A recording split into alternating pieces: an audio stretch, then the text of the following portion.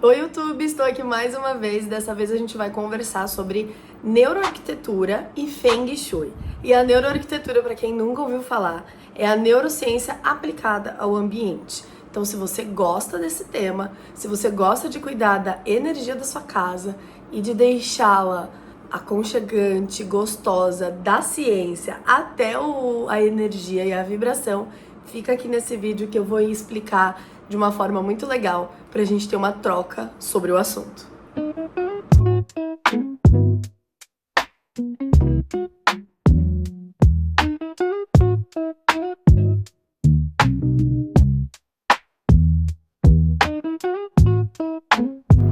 Hoje eu tô aqui gravando de um lugar diferente, estou no meu quarto, que é 100% pensado com o Feng Shui, com a neuroarquitetura, já que o nosso escritório está em reforma e estou gravando tudo para trazer aqui depois os detalhes e as soluções que a gente usou lá no escritório. Mas vamos falar sobre Feng Shui e neuroarquitetura. Eu vou começar falando sobre o Feng.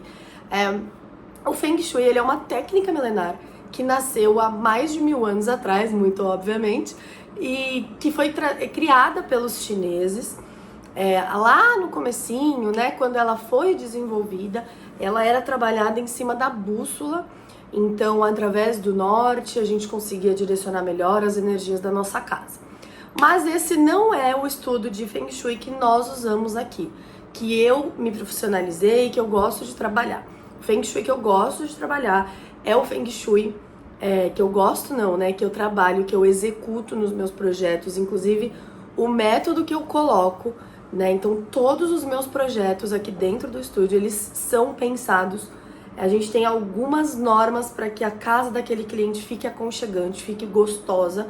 Então a gente usa muito, dentro do nosso método, a gente usa muito o Feng Shui e a neuroarquitetura. Mas vamos lá. O Feng Shui que a gente estuda e que a gente aplica é o Feng Shui do budismo tântrico tibetano, né, da escola do chapéu negro. E nele a gente não usa bússola, a gente usa um mapa.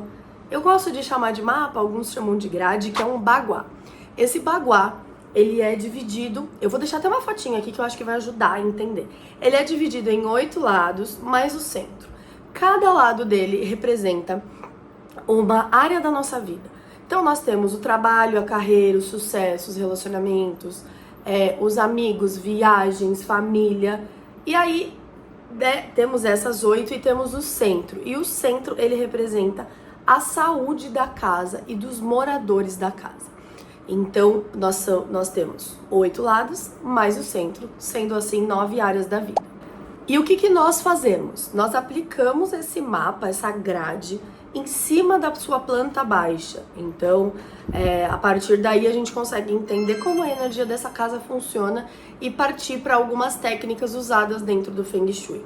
Então, nós temos várias coisas relacionadas à posição dos principais móveis, como a cama, o sofá, a mesa de trabalho, o fogão, pontos onde a gente fica mais tempo do nosso dia, precisam de uma atenção especial, entre várias outras coisas, tá? Então, o Feng Shui, ele trabalha a energia do lar. A base dele precisamos que a nossa casa tenha energia vital e que essa energia circule na casa. A gente tem uma casa, um ambiente, pode ser aplicado em comércio, né? Eu tô falando casa aqui porque é a nossa maioria, a maior parte dos nossos projetos, mas pode ser aplicado em lojas, em escritórios, enfim, qualquer tipo de imóvel, tá? E assim a gente consegue fazer com que a energia vital circule dentro dos ambientes e dentro da casa. E aí agora a gente vai conversar sobre a neurociência, tá? Que é a neuroarquitetura, que ela pode ser aplicada na arquitetura geral, ou seja, até no urbanismo, nas ruas, nos centros comerciais, parques, mas aqui a gente usa isso, obviamente, aplicado ao design de interiores. Então é a neurociência aplicada ao ambiente. E o que significa isso? Natália, o que tem a ver neurociência e casa? Tem tudo a ver. E eu fui buscar a neurociência porque eu trabalhava com o Feng Shui, né? Eu como designer de interiores, eu sou designer há 15 anos e eu trabalho na área desde então e eu sentia a falta de um significado, né? Eu pensava, não é possível que a minha profissão seja só estética ou só enfim, que não tenha um outro lado. E aí eu comecei a buscar, as informações começaram a chegar, e aí chegou a informação sobre o Feng Shui.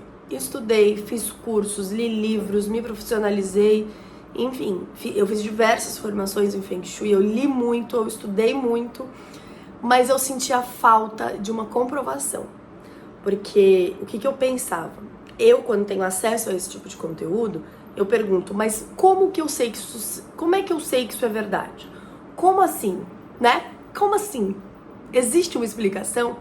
E dentro do Feng Shui, para alguns pontos, eu não conseguia essa informação. E isso começou a pegar para mim, porque eu comecei a duvidar um pouco, porque eu queria ter uma explicação. E aí eu, de uma forma muito despretensiosa, assim, sem querer mesmo, achei a neuroarquitetura. Comecei a buscar no Google mesmo, né, e procurar artigos científicos e tal, e não sei o quê. E encontrei alguns lugares, comprei alguns livros, comecei a ler, até que eu fiz o meu primeiro curso, né, a minha primeira especialização. E aí eu achei todas as respostas que eu estava procurando. Então, o Feng Shui e a neuroarquitetura, para mim, eles são a mesma coisa. Um pro lado energético e um com comprovação científica. Dentro da neuroarquitetura, o que a gente trabalha? A gente entende que o nosso cérebro, ele foi um corpo criado para viver na natureza, né? Então, quando nós, Homo sapiens, fomos ali desenvolvidos, nós entendemos que vivíamos na natureza e vivíamos da natureza. E hoje, a gente foi se distanciando muito disso até chegar... Gravei o vídeo inteiro e acabei de ver que tinha uma roupa lavada ali. Faz parte. Até me perdi. E aí, o que acontece? Voltei. A gente começou a se perder cada vez mais. Hoje em dia, muitas famílias abrem as janelas e só veem prédios ou concreto, né? A gente foi tirando vegetações, tirando árvores. A gente se distanciou cada vez mais. A natureza, ela está cada vez mais difícil para o ser humano. Então, por exemplo, quem mora na Grande São Paulo ou precisa ir até um parque ou, poxa, precisa programar uma viagem para estar perto da natureza. Então, a gente foi se distanciando cada vez mais. E o nosso cérebro foi um cérebro criado para viver da natureza. Então, o nosso cérebro, ele vive o ciclo circadiano. Então, a gente sabe a hora de acordar, a hora de dormir, a hora de comer pelo céu, teoricamente, né? Hoje em dia a gente se perdeu, mas aqui a gente sabe, porque a hora que chega a hora de almoço, a gente sente fome. Quando chega a nossa hora de dormir, a gente sente sono, mas tudo muito desregulado. Então a gente precisa trazer o nosso organismo para a origem dele, de uma forma inteligente. E a gente consegue fazer isso com a nossa casa, né? A gente consegue regular os nossos neurotransmissores, alguns hormônios, né? Cortisol, endorfina, serotonina, dopamina. Tudo isso a gente consegue trabalhar dentro da nossa casa. Então, por exemplo, se a gente trabalha num escritório que é todo fechado, que não tem janela, qual é a sua conexão? Como é que seu cérebro vai entender que tá na hora de comer, que tá na hora de dormir, que tá na hora de sair, que tá na hora do almoço? A gente perde essa conexão, né? Então a gente precisa começar a trabalhar os ambientes para isso. E é claro que a gente não pode mudar a empresa que a gente trabalha se ela não for nossa, né? Se nós formos CLT ou alguém contratado. Mas a gente pode mudar a nossa casa e fazer com que ela trabalhe para nós. Porque existe uma frase que eu gosto muito que é: a nossa casa, o nosso ambiente, ele gera gatilhos na nossa mente o tempo inteiro. O tempo inteiro a nossa casa ou o ambiente que a gente está gerando gatilhos. E aí, dentro da nossa casa, dentro da nossa rotina ali, do nosso ambiente, a gente tem o poder de escolher quais são esses gatilhos. Então, dentro de uma empresa, de um consultório médico, de um banco, a gente não pode, porque é um ambiente que não foi pensado por nós.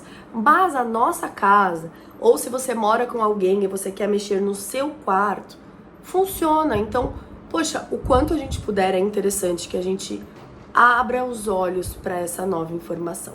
E agora eu vou te contar algumas coisas que dá para você fazer aí melhorando alguns cantos, alguns pontos da sua casa.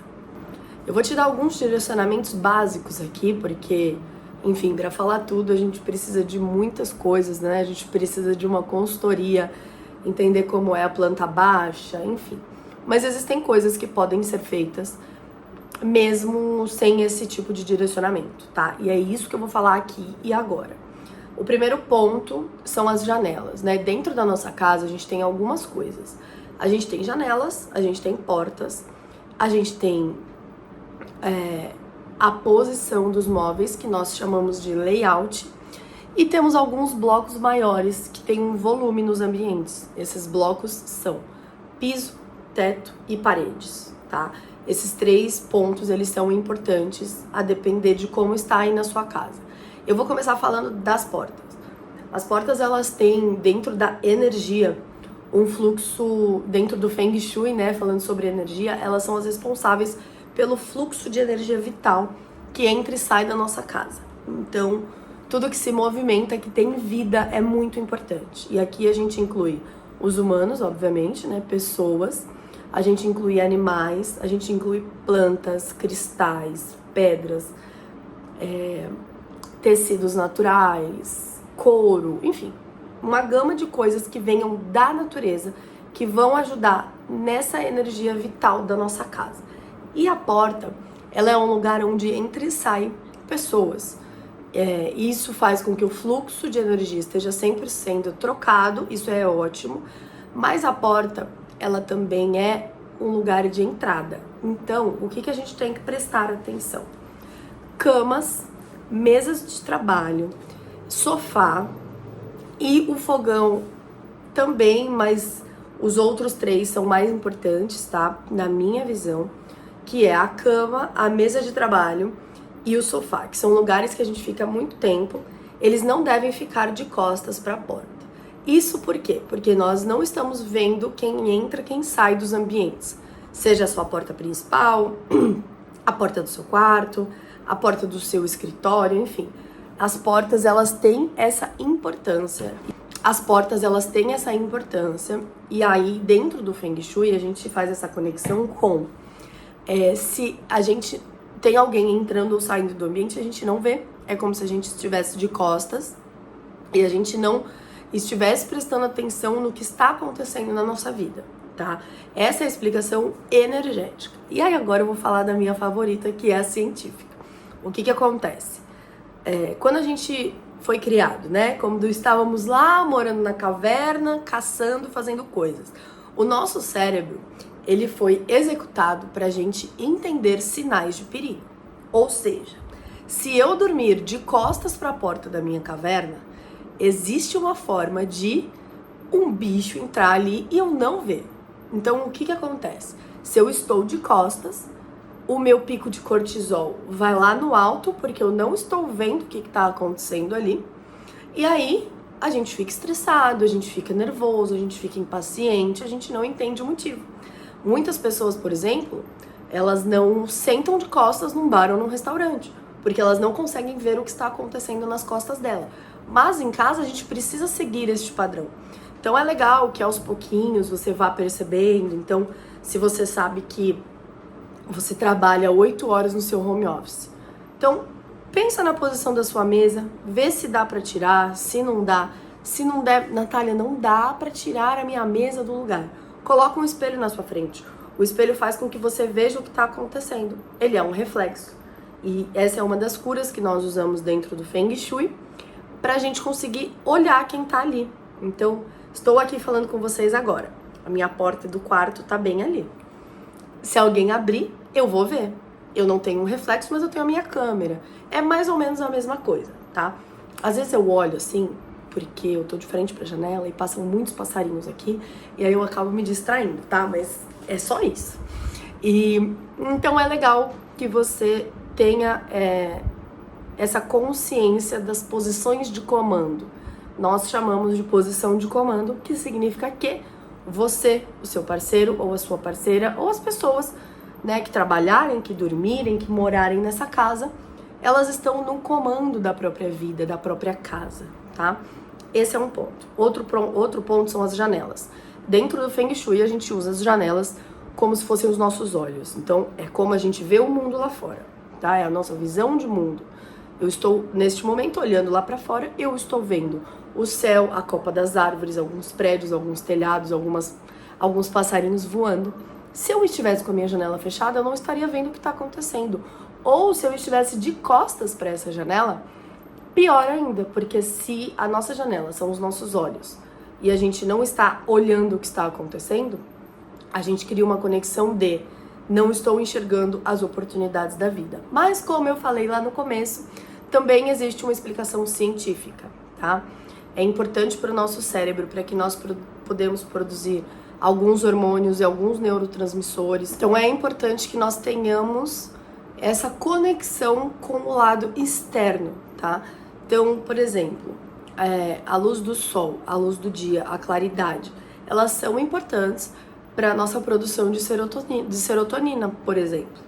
Então a nossa casa, ela pode trabalhar para produzir e regular os nossos hormônios, os nossos neurotransmissores. Natália, eu tenho uma vida toda errada, eu como mal, a minha casa tá bagunçada, a minha casa tá suja. Se eu fizer isso, vai resolver? É claro que não, né? Vai ajudar? Vai ajudar.